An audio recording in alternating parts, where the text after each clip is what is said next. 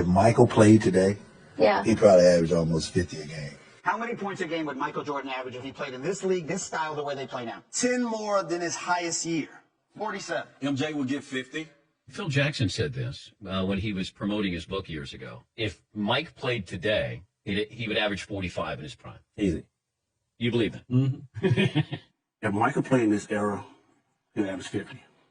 Establishing Jordan as the greatest scorer shouldn't be a difficult starting point. Jordan has the highest points per game average in NBA history at 30.1, just slightly ahead of Wilt Chamberlain. Jordan also has the highest playoff scoring average of all time at 33.4 points. No one else averages over 30. MJ has the most scoring titles ever at 10, Wilt is second at 7, and no one other than Wilt has half as many as Jordan does. He also did all of his scoring in an era where less points were available, which brings us to the next point. Points are easier to score today. In MJ's final season with the Bulls, he averaged 28.7 points per game as a 35-year-old, and teams around the league were averaging a total of 95.6 points per game. In today's NBA, teams are averaging 111.4 points per game. To put that in perspective, that's the highest average since the days Wilt Chamberlain played decades ago. Teams currently are shooting nearly 10 more shots per game and also 3 times more three-pointers per game than when MJ retired from the Bulls. In the 1990s, Jordan averaged over 30 points per game 5 times, but in that entire decade, only one other player averaged over 30 points in a season, and that was Karl Malone in the 1990 season. Again, 2 players over that entire decade. In the last 5 years alone of the modern NBA, 9 different players have exceeded 30 points per game. It's a much different time. So now that we've established these facts, we have to ask, why is this happening? Why is there so much more points to go around? Well, there's several reasons. For one, back when Jordan played, you used to be able to hand-check players, meaning you could place your hands on the offensive player. You could even put your hands on his hip to essentially steer him to wherever you wanted him to go. As an offensive player, have you ever tried a crossover dribble while the defender's hands are literally on your midsection? It makes dribbling, playmaking, and creating space way more difficult. Second is the defensive 3-second violation. When Jordan played, the defending center could camp under the basket all game long without any penalties or drawbacks. It's one of the major reasons why the physical big man enforcer type has essentially gone extinct, because not only can you play less physically now, but you also can't just camp in the paint all game long anymore. Now, as a center, you have to be constantly moving and sometimes leave the painted area, which means it's free of defense and penetration baskets often go uncontested. We know how valuable rim protection is in the modern NBA, but it's nothing compared to how valuable it was in the 90s when a big man could essentially live there and was always waiting to meet Jordan when he attacked the rim.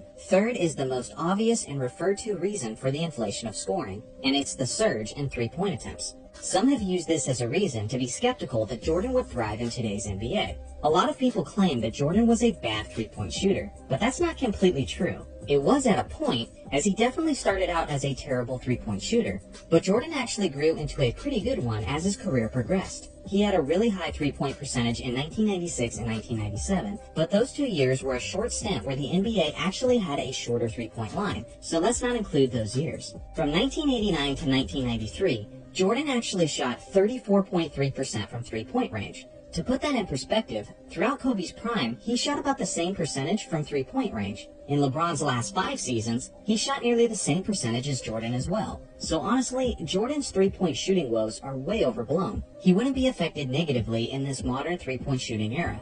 With all of this being said, I think it's fair to say that naturally, Jordan's scoring and dominance would increase in today's game. But to what extent? Something that is often ignored is the rate in which the NBA changed throughout Jordan's playing days. Jordan's highest scoring season was the 86-87 season, where he averaged 37.1 points per game, and the league average per team was 109.9 points per game.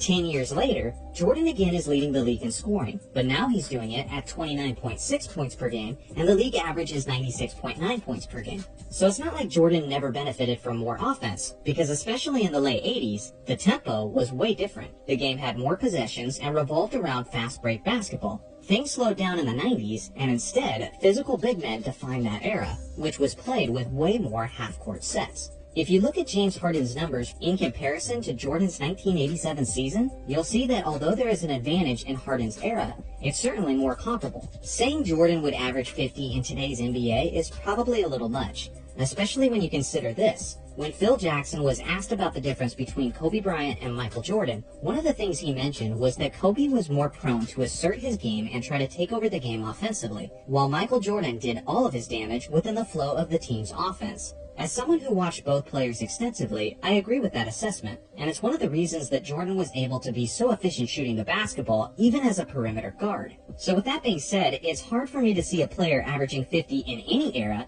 to be coming from a guy who plays within the flow of the offense. If I had to guess how much Michael Jordan would average in today's NBA, and I'm not talking about 98 last dance 35-year-old Jordan, I'm talking about prime scoring Michael Jordan, the one that dropped 40 points in 9 straight games, 63 in the playoffs against the #1 ranked defense, and the MJ who averaged 42 points in a final series. In my opinion, that version of Jordan would average 40 to 43 points in today's NBA. It would be an efficient 40 points a game within the flow of the offense while being the best defender at his position. For anyone who thinks that's ridiculous, listen to this closing thought.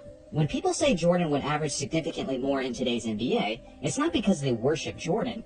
It's because people who really know basketball recognize the nuances and greatness of Jordan's game and how that translates to the modern game. Jordan would take advantage of today's more open version of basketball because he had all the skills and was poetry in motion. The vast majority of his moves were smooth and methodical. There wasn't unnecessary dribbling. His handle was tight and calculated. His footwork was pristine and reliable. He had a fantastic hesitation dribble, and he could attack you in so many ways. If he couldn't simply elevate over you, then he would wait and shoot the ball on his descent. That's an unorthodox way of shooting the basketball, and few can hit that shot very often. But nobody did it as well as Jordan did. His fadeaway was extremely efficient and near impossible to block. As he's falling a couple feet back, while elevating as high as he does, how can the defender possibly contest it? Jordan could basically get a quality shot whenever he wanted. If he decided to attack the basket, he had one of the quickest first steps of anyone who's ever played. You could simply hack him to try to stop him from scoring. But with Jordan being an 83.5% free throw shooter, do you really think that's a legitimate solution? Not to mention how Jordan is one of the greatest ever at finishing through the contact. So even if you tried to hit him and make it more difficult in that way, many times it just turned into an and one. You couldn't play tight on him because he was too quick and would often get past you. You couldn't play off of him because he was too lethal from the perimeter. If you pushed him to his right, he had numerous counter moves to punish you. If you pushed him to his left, he also had numerous counter moves to punish you. And on top of all of this, everyone knew you shouldn't piss him off. Because believe it or not, somehow that always made him even better.